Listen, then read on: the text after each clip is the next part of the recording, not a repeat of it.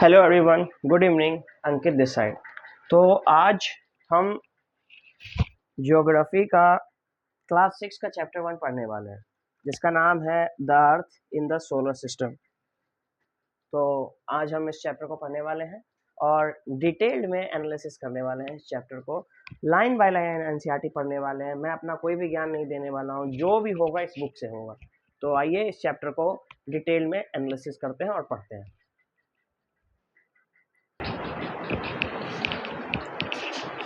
Chapter का नाम है the earth in the solar system.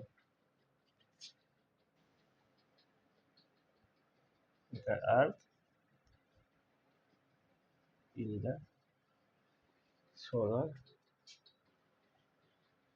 system। Chapter का नाम सिंपल है, the earth in the solar system, यानी कि एक सोलर सिस्टम है जिसमें अर्थ लाई कर रही है और हमको अर्थ के बारे में पढ़ना है और साथ में ये भी पढ़ना है कि अर्थ के आसपास आजू बाजू क्या है और कैसे काम करती है। तो सबसे पहले स्काई एट नाइट टॉपिक है। स्काई एट नाइट एनसीईआरटी में सबसे पहले जिक्र है स्काई एट नाइट, यानी कि रात में आसमान कैसे दिखता है। रात में आसमान में दो चीजें दिखती है, एक तो ऐसा चीज जो कि टिमटिमाता है और चमकता है, और एक ऐसा चीज सिर्फ चमकता है, टिमटिमाता नहीं है।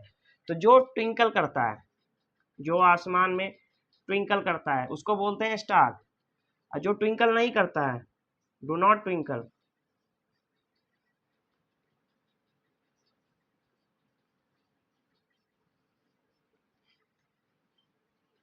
Is called planet. यानी कि जो ट्विंकल कर रही है वो स्टार है, जो नहीं कर रही है वो प्लैनेट है। और कुछ चीजें हैं जो कि ट्विंकल कर रही है और कुछ चीजें हैं जो स्टेडली ग्लो कर रही है। जो स्टेडली ग्लो कर रही है वो दूसरे स्टार के लाइट के रिफ्लेक्शन से कर रही है और इसलिए उसको प्लैनेट कहा जा रहा है। और जो जिसके पास खुद का लाइट है, ट्विंकल कर रहा है, उसको स्टार बोला गया है। रात में अब हम लोग पढ़ने वाले हैं सेलेस्टियल बॉडी के बारे में। तो जानेंगे सेलेस्टियल बॉडी को कहते हैं। आप लोगों ने बार बार सुना होगा सेलेस्टियल बॉडी, सेलेस्टियल बॉडी। तो सेलेस्टियल बॉडी किसे कहते हैं? तो द सन,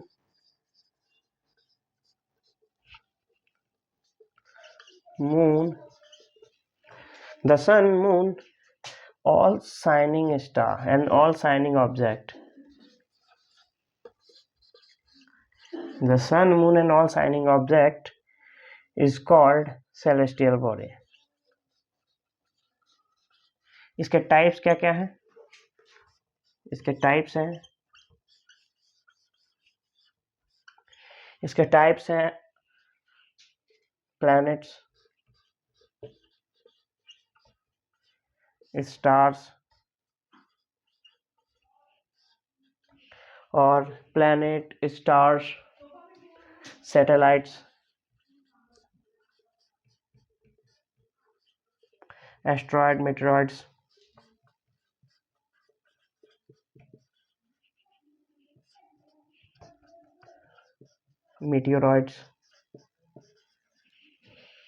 और बस इतना ही। और अब हम पढ़ते हैं स्टार के बारे में, ठीक है। तो मिटाते हैं, हम पढ़ते हैं स्टार के बारे में। सेलेस्टियल बॉडी यही है, the sun, moon and all shining object celestial body कहलाती है, जिसमें कि प्लैनेट्स आता है, स्टार आता है, सैटेलाइट आता है, एस्ट्रॉइड आता है, मेटेरॉइड्स आता है। हम लोग सब के बारे में डिटेल में पढ़ेंगे। प्लैनेट्स क्या होता है, स्टार क्या होता है, सैटेलाइट क्या होता है, एस्ट्रॉइड क्या होता है, मेटेरॉइड्स क्या होता है, या फिर सब चीज़ के बारे में अब हम पढ़ने वाले हैं स्टार्स के बारे में। तो स्टार्स क्या होते हैं? स्टार्स का first quality, star a very big and hot bodies filled with gases। यानी कि एक ऐसा स्ट्रक्चर, एक ऐसा बॉडी जो कि हॉट है और बहुत बिग है, विशाल है और गैसेस से भरा है। दूसरा, स्टार के पास, star have their own light and heat. Star के पास अपना लाइट एंड हीट है। एंड थर्ड, सन जो है वो एक स्टार है। सन जो कि हमारे सोलर सिस्टम का हेड है, वो क्या है? एक स्टार है, हमारा नियरेस्ट स्टार है। हम लोग जानेंगे कॉन्स्टलेशन के बारे में। कॉन्स्टलेशन क्या होती है? कॉन्स्टिलेशन।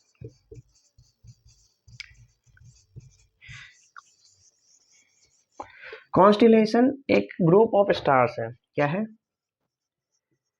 ग्रुप ऑफ स्टार जो कि एक फिक्स्ड पैटर्न बनाती है, जो कि एक फिक्स्ड पैटर्न बनाती है। ठीक है, एक ग्रुप ऑफ स्टार है जो कि फिक्स्ड पैटर्न बनाते हैं। एग्जाम्पल में है उर्सा मेजर, एक ऐसा तारों का संग्रह या एक तारों का ग्रुप है जो कि दिखता है कैसा? ए बिग बियर जैसा, एक बड़ा भालू जैसा दिखता है, जिसको इंडिया में सप्तऋषि भी कहते हैं। सप्तऋषि यानी कि ग्रुप ऑफ 7 स्टार।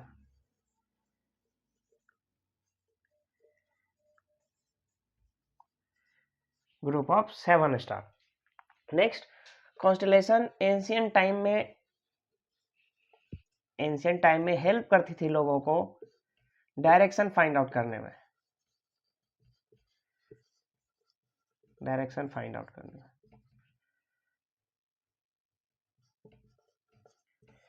तो कॉन्स्टलेशन इतना ही। अब हम पढ़ने वाले हैं पोल स्टार के बारे में। जानेंगे पोल स्टार क्या होता है।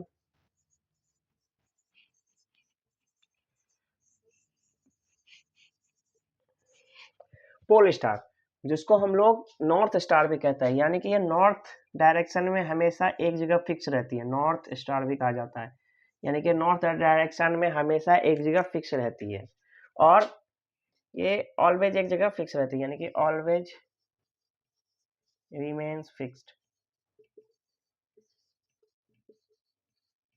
और सप्तऋषि यानी कि उर्सा मेजर, यानी कि कॉन्स्टेलेशन है उर्सा मेजर, जिसके द्वारा हम लोग नॉर्थ स्टार को पॉइंट कर सकते हैं, यानी कि नॉर्थ स्टार को ढूंढ सकते हैं। पोल स्टार में इतना ही। अब हम लोग पढ़ेंगे प्लैनेट्स के बारे में कि प्लैनेट्स क्या होता है, ये जानेंगे प्लैनेट्स क्या होता है।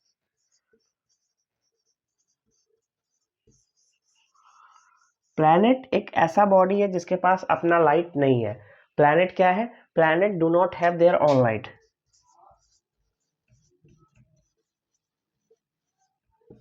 Do not have their own light. Planet के पास अपना लाइट नहीं है। प्लैनेट शब्द जो है वो एक ग्रीक वर्ड से आया है, उस ग्रीक वर्ड को बोलते हैं प्लैनेटाई, जिसको बोलते हैं प्लैनेटाई, जिसका मतलब होता है वंडरर, यानी कि बौखने वाला, घूमने वाला। ठीक है, इसको बोलते हैं वंडरर। नेक्स्ट क्या है? अर्थ जो है वो एक प्लैनेट है। अर्थ क्या है? एक प्लैनेट है।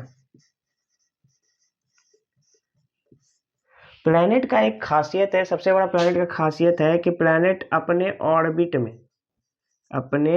ऑर्बिट में सन का चक्कर लगाती है, यानी कि सन के अराउंड रिवॉल्व करती है। अब ये ऑर्बिट क्या होता है? तो ऑर्बिट एक फिक्स्ड पाथ है। ऑर्बिट क्या है? ऑर्बिट एक फिक्स्ड पाथ है।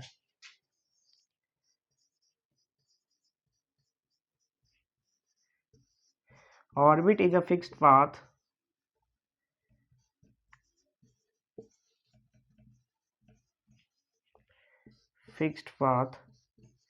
around the sun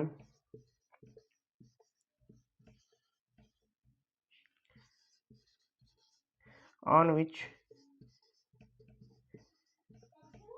planet revolve. And one thing, remember one thing, that this orbit, this path is imaginary. It is not built around the sun. Okay. अब हम लोग पढ़ेंगे solar system के बारे में। Solar system क्या होता है? सोलर सिस्टम में कौन कौन सी बॉडीज आती है?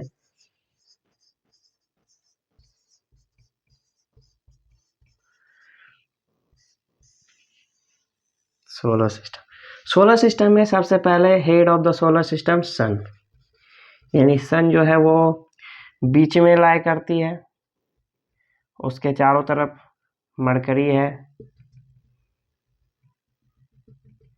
वेनस है,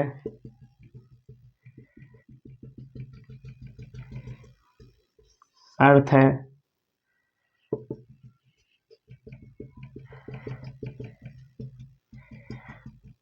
मार्स है, उसी तरह से जुपिटर है, सैटर्न है, यूरेनस है, नेपच्यून है। ठीक है, तो और क्या क्या है, और प्लैनेट्स हैं।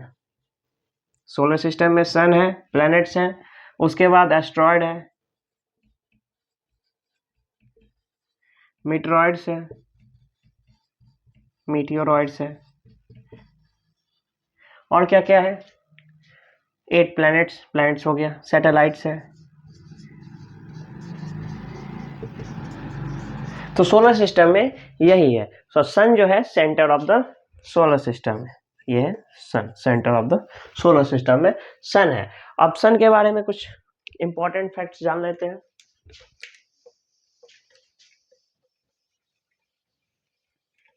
पहला इंपॉर्टेंट फैक्ट है कि सन जो है वो centre of the earth, centre of the solar system में है।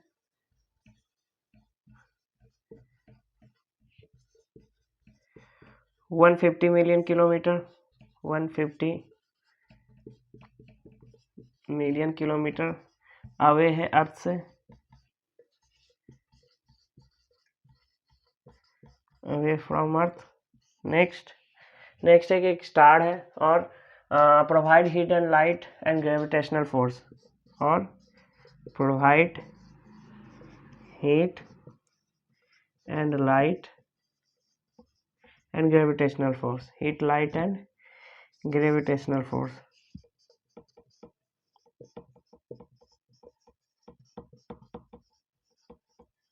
तो सन का कुछ इंपॉर्टेंट फैक्ट्स यही है। अब हम बढ़ते हैं, अब हम जानते हैं 8 प्लैनेट्स के बारे में। तो 8 प्लैनेट्स कौन कौन से हैं?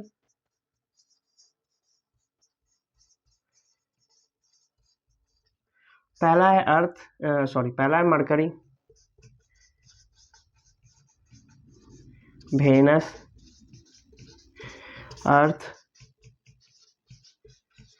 Mars, Jupiter, Saturn, Uranus and Neptune. These are all 8 planets. Okay. Next our topic is Mercury takes 88 days. Mercury takes 88 days to complete one revolution.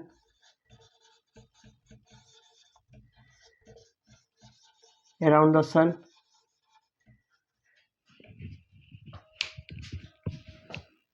कुछ इंपॉर्टेंट फैक्ट्स हमारे प्लैनेट से रिलेटेड। तो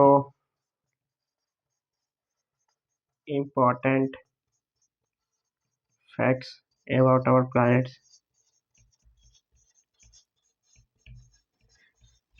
फर्स्ट है Venus.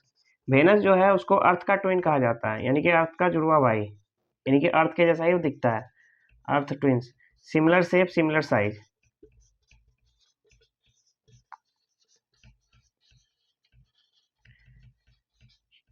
Similar size, ठीक है। Next है earth. Earth जो है third largest planet, third nearest planet है सन से।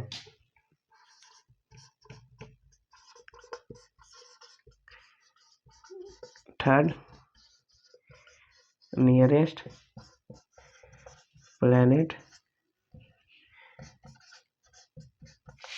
To earth. और यही एक प्लैनेट है हमारे सोलर सिस्टम में जिसमें लाइफ एग्जिस्ट करती है। फिफ्थ लार्जेस्ट प्लैनेट है, यानी कि सारे प्लैनेट में ये 5वां सबसे बड़ा प्लैनेट है। नेक्स्ट स्लाइटली थोड़ा सा क्या बोलते हैं वो चिपटा है पोल पे, नॉर्थ पोल साउथ पोल पे थोड़ा सा चिपटा हुआ है, यानी कि ऐसा है,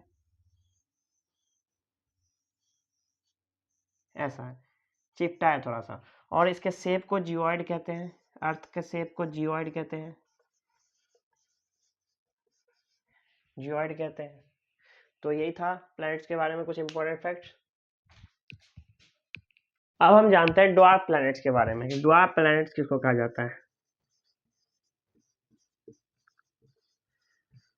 earlier Pluto was considered as planet.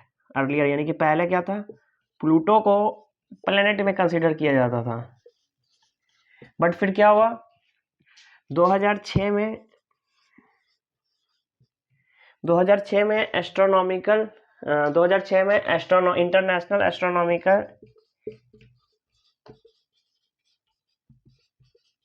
International astronomical union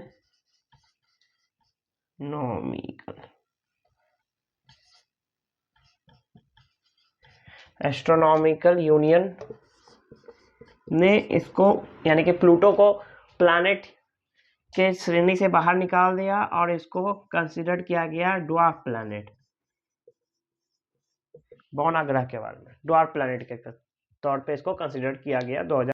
अब हम लोग पढ़ने वाले हैं एस्ट्रॉयड और मीटरॉइड्स के बारे में। Asteroid and meteoroids. तो सबसे पहले एस्ट्रॉयड के बारे में जानते हैं। तो एस्ट्रॉयड क्या है, small Rocky bodies present mainly between Mars and Jupiter, यानी कि मार्स और जुपिटर के बीच में एक स्टोन्स का बॉडीज है जिसको क्या बोलते हैं, एस्ट्रॉयड, जिसको बोलते हैं एस्ट्रॉयड, और इसको कंसीडर किया जाता है एस्ट्रॉयड बेल्ट के रूप में, एस्टेरॉइड्स। यानी कि ये बेल्ट जो है एक बेल्ट जैसा बना हुआ है, तो इसको एस्ट्रॉयड बेल्ट कहा जाता है, और इसमें क्या पाई जाती है, तो एस्ट्रॉयड पाया जाता है। तो एक पत्थर है, स्मॉल रॉकी बॉडीज है जिसको एस्ट्रॉयड के रूप में कंसीडर किया जाता है। अब मीटरॉइड्स क्या होता है, तो मीटरॉइड्स किसको कहते हैं, मीटरॉइड्स कहते हैं स्मॉल रॉकी पीसेस को जो कि जमीन पे जब हमारे एटमॉस्फेयर में घुसता है तो उसको मीटियोर्स कहते हैं। ये है हमारा एटमॉस्फेयर, और ये आ रहा है यहाँ स्मॉल रॉकी पार्ट्स जो कि अब एटमॉस्फेयर में इंटर करेगा, और जैसे एटमॉस्फेयर में इंटर करेगा ये बर्न हो जाएगा, फ्रिक्शन होगा इसके साथ, गैस के साथ फ्रिक्शन होगा, ये बर्न हो जाएगा, और जब ये स्मॉल छोटा सा पार्ट यहाँ गिरेगा तो उसको बोलेंगे मेटेओराइट। क्या बोलेंगे उसको, meteorite. Milky way Galaxy.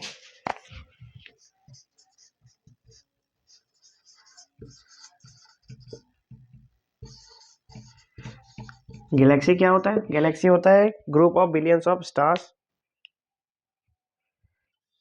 Gases. सबसे पहले जानेंगे गैलेक्सी क्या होता है। तो गैलेक्सी होता है ये huge system of stars, dust and gas. यानी कि गैलेक्सी वो होता है जो कि ह्यूज सिस्टम होता है, बहुत विशाल तंत्र होता है किसका, तो स्टार का, डस्ट का और गैसेस का। अब मिल्की वे गैलेक्सी क्या है, तो मिल्की वे गैलेक्सी है broad white band seen in the sky on clear night. यानी कि जब साफ सुथरा रात होता है, स्वच्छ रात होता है, आसमान जब साफ होता है तो एक वाइट ब्रेड बैंड दिखता है जिसको बोलते हैं milky way Galaxy, called milky वे और आकाश गंगा, और इसको आकाश गंगा भी कहा जाता है। और गैलेक्सी जो होती है उसके बारे में मैंने आपको बता ही दिया है। अब हम लोग जानेंगे यूनिवर्स के बारे में। यूनिवर्स क्या होती है, यूनिवर्स एक ऐसा सिस्टम है जहां मिलियंस ऑफ गैलेक्सीज होती है, यानी कि billions of galaxies, very vast यानी कि बहुत ज़्यादा वास्ट होता है, और अभी तक इसको एक्सप्लोर कर रहे हैं साइंटिस्ट, यानी कि साइंटिस्ट अभी तक इसको एक्सप्लोर कर रहे हैं हमारे यूनिवर्स को। तो हम इस चीज़ को ऐसे समझ सकते हैं, पूरा चैप्टर को ऐसे समराइज कर सकते हैं। सबसे पहले आता है यूनिवर्स, फिर आती है गैलेक्सी,